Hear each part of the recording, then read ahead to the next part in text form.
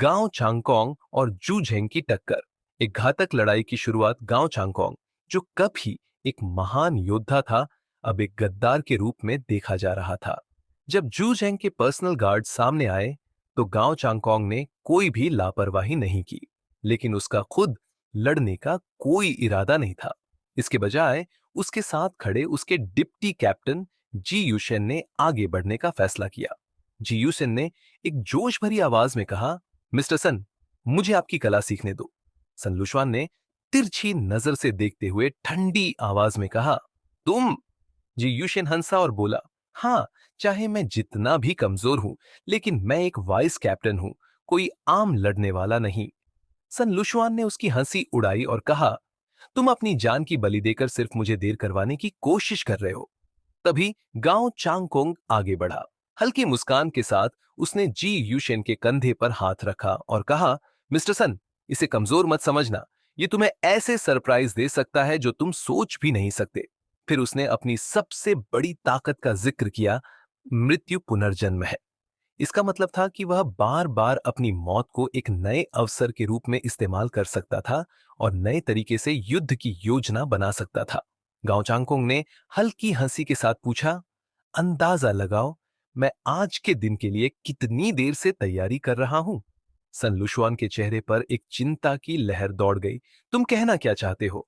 गांव चांगकोंग ने जवाब दिया, मुझे पता था कि जू झेंग के साथ तुम्हारे जैसा कोई मजबूत लड़ने वाला जरूर होगा, इसीलिए मैंने तुम्हारे साथ बार बार लड़ने की तैयारी की है। तुम्हारी हर एक ताकत और कमजोरी मुझे पता है।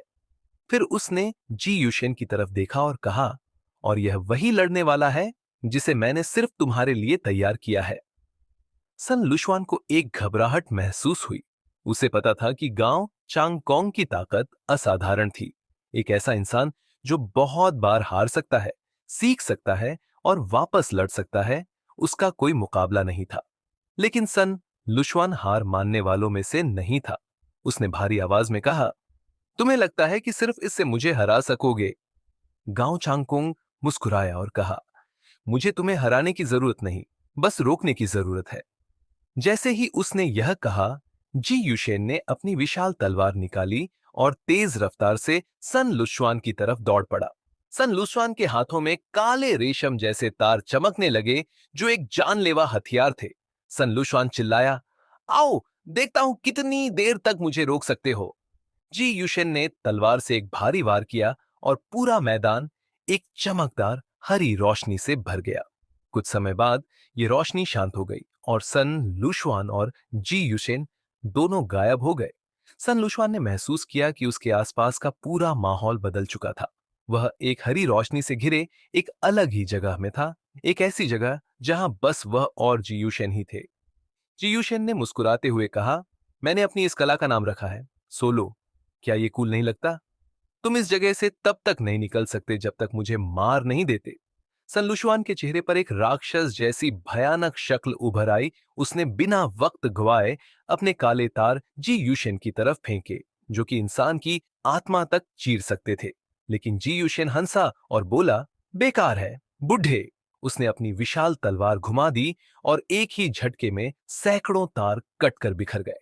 उसने गहरी आवाज में कहा, कैप्टन ने कहा था कि जितनी बार भी उन्होंने पुनर्जन्म में तुमसे लड़ने का सिमुलेशन किया, मेरा सबसे अच्छा अंजाम सिर्फ एक बराबरी का था।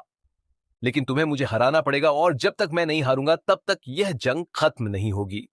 सन लुशवान गुस्से से चिल्लाया, तो सबसे पहले मैं तुम्हें मारूंगा, फिर गांव चांगकोंग को। तभी जी यूशेन ने ठंडी आवाज में कहा, वैसे एक बात बता दूं, मेरी ताकत भी एक कैप्टन के बराबर है। ये सुनकर सन लुशवान को सच में घबराहट महसूस हुई।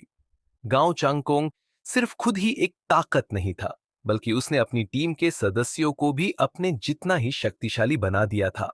इस वक्त गांव चांगकोंग कमांड रूम की तरफ बढ़ रहा था। उसने धीरे से मुस्कुराते हुए द्वार पर हाथ रखा और आराम से उसे खोल दिया। रूम में मौजूद लोग उसे देख रहे थे।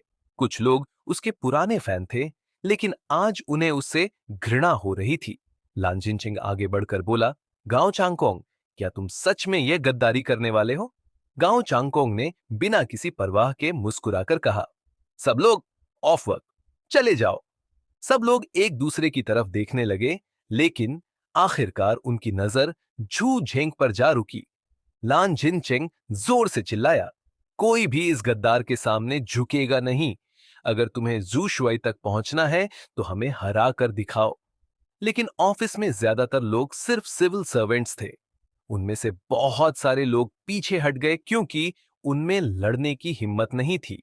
तभी जू झेंग आगे बढ़ा और गुस्से से चिल्लाया, गांव चांगकोंग, मुझे बताओ, तुमने मुझे क्यों धोखा दिया? तुमने उन विदेशी रोनिन लोगों से हाथ क्यों मिलाया?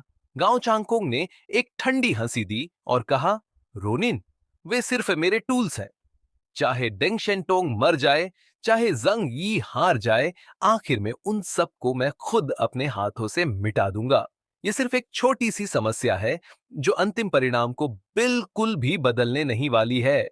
ये कहकर उसकी आंखों में एक अजीब सा तेज आ गया।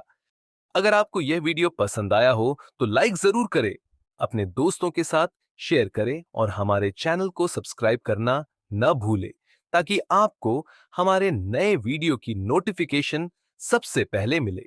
आपका सपोर्ट हमें और भी बेहतरीन कंटेंट बनाने की प्रेरणा देता है।